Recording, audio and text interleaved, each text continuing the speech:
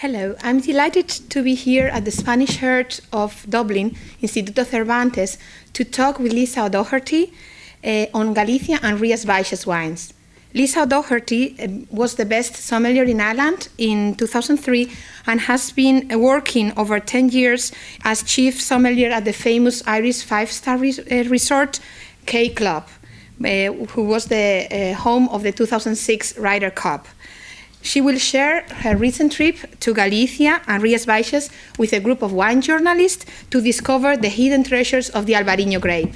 Welcome, Lisa, to Instituto Cervantes. Thank you very much.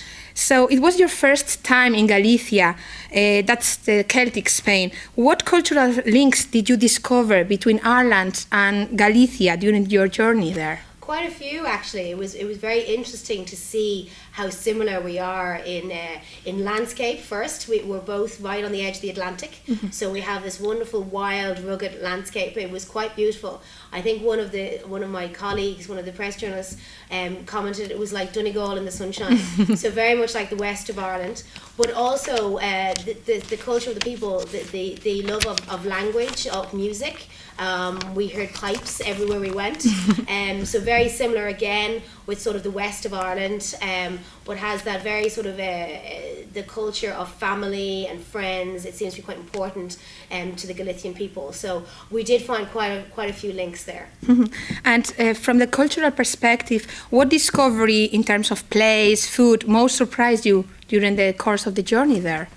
Was something that strikes you most? I think in particular the food was something that we really enjoyed. The gastronomical sort of culture there, I mean, some of the food was absolutely outstanding, and their love of the sea. It's something I think we've lost a little bit in Ireland. We tend to export a lot of our seafood, where the Galician people very much eat an abundance of seafood. I mean, everything was so fresh, a lot of mussels, and we saw the mussel farms in all the bays, which was really nice. The food very much surprised me. I've been to other areas in Spain, and I found the sort of the clean flavours of the seafood wonderful up there, which was quite a discovery for me. And then I think when it comes from the grapes and the wine end of things, the food and wine pairing was lovely, a great discovery as well, how well Albarino goes with the food of the area. In terms of wine, first question would be, how can you pronounce Rías Baixas as an Irish? Because I think it's probably one of the worst word trying to pronounce it. It is quite difficult, and I think all of us struggled with it when we were over there, and it brings back the sort of point that Rias Baixas is very much known more for its grape variety than the name of the region. I mean, if you ask people about Albarino, they know. If you ask people about Rias Baixas, they're like, really, where? So I'm not so sure if we need to be able to pronounce it. I think once we remember Albarino, then we're okay. Okay, so in terms of wines, what surprised you most about Rias Baixas wines? I also have problems to pronounce it sometimes. I'm sure the Spanish person does. I think what surprised me most was diversity. I think one of the things I feared before going over was that it was all going to taste the same. When you're going over and you're told you're going to be pretty much tasting one grape variety for the whole time that you're there, you wonder how you're going to find differences. And that really, even on the very first morning, we tasted 18 wines, and the diversity even in that group was huge. And one thing that I absolutely enjoyed discovering was blends. A lot of the wine we tasted was 100% Albarino, but also some of the wine was blended with the indigenous grapes of the region, with Cayuno Blanco and with sort of Luria. And I have to say, my standout wine of the whole trip was a blend, and it was 85% Cayuno Blanco. For me, that was a huge thing, to be able to discover wines that I never would have tasted before. We are talking about exclusively mainly white wines here. Albarino, Loureiro, Treixadura are white varieties. But are there other wines in Rías Baixas that we should take into account in the next future? Yeah, I think one of the interesting things we came across was sparkling. I believe this is the first vintage, well, the first release of vintage. It was almost something we were wondering, why hadn't somebody done it before? I mean, the Albarino grape lends itself to sparkling. It's got that lovely acid, it's got lower alcohol, so why wouldn't you make a sparkling out of it? So that was a great discovery, and I think in the years to come, it's really going to put itself on the map. We did taste some reds when we were there, some from the region and some from the region just beside. So maybe reds might be an interesting arena for wines coming from that region. There were some really nice reds.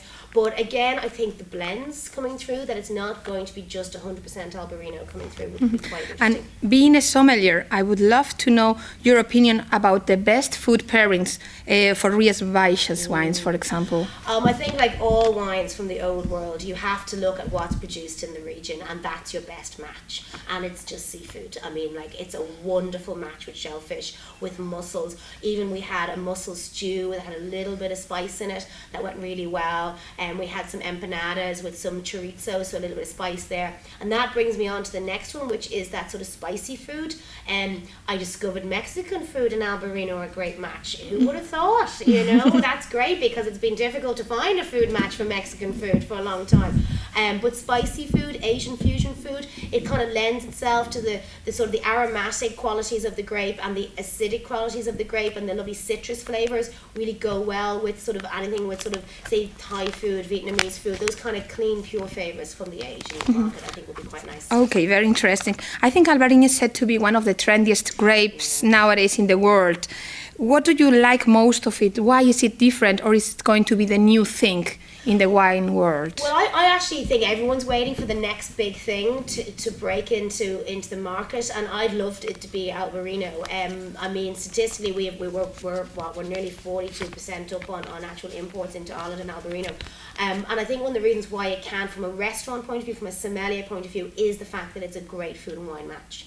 And there are some wines out of there that are destined just to be aperitif wines, because they're just for sitting and chilling and drinking. Whereas when you want a food match, you need complexity. You need the acid to be not too high. You need to be very food friendly. And I think that's what's great about Albarino, is that it's got these wonderful pear and apple and citrus, and maybe you get some with some grapefruit, and maybe you get some with some tropical flavors, but they're great food wine matches. And that's why I think, because a lot of our wine drinkers here are growing up. You know, we all started drinking wine, we all wanted Sauvignon Blanc, we all wanted Pinot Grigio, but now as an Irish culture, drinking wine, we're growing up a little bit, and we're looking for more complexity. And when you're having a meal, I think Albarino is a great wine to have with food. So that's why it should be the next big thing. Yeah, the next question would be, who is behind Albarino? I mean, what's the structure of the wineries there and so on? Who is behind the Albarino growing?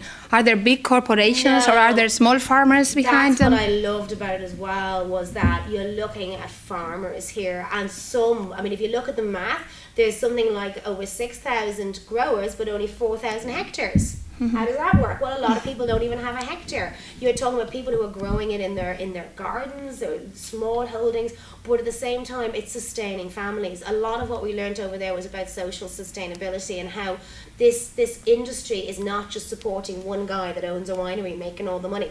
It's supporting families. It's keeping families on the land.